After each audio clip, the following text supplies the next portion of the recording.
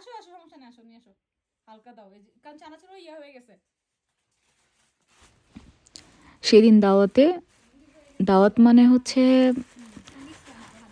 এক ছোট ভাই হুট করে বললো চলেন আপু বাসায় চলেন, মানে আমার বাসায় এসে পরে আর কি আমাকে নিয়ে গেছে, ব্যাপারটা এরকম। আমি যে না না এখন যাব না, তো হাজব্যান্ড ওয়াইফ দুজনেই আসলো, এসে বললো যে আপু চলেন যাই। তো অনেকক্ষণ কথাবার্তা বলার পরে আমি গেলাম, তো যাওয়ার পরে পরে আপু কী খাবেন, মুড়ি আছে চানাচুর আছে। আমি ওহো, মুড়ি চানাচুর থাকলে তো মিস করা যায় না, যেটা বিদেশে খুবই রেয়ার।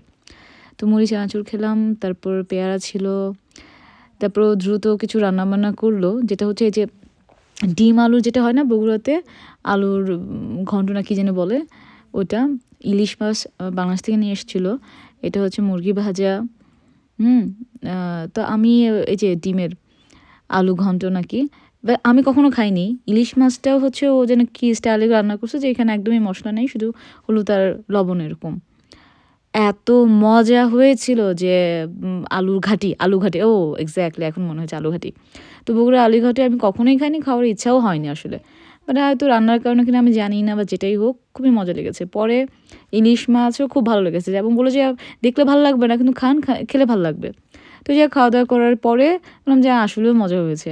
তখন আমাকে বলে যে মুরগি ভাজাটা আমাকে দিয়ে দিবে, বললাম না, শুধু আমাকে আলুর ঘাটিটা দাও, এবং ডিম ছাড়া আমি ডিম খাওয়া দরকার নেই, শুধু আলু ঘাটি। পরে এক বাটি আমাকে সে আলু ঘাটি দিয়ে দিল।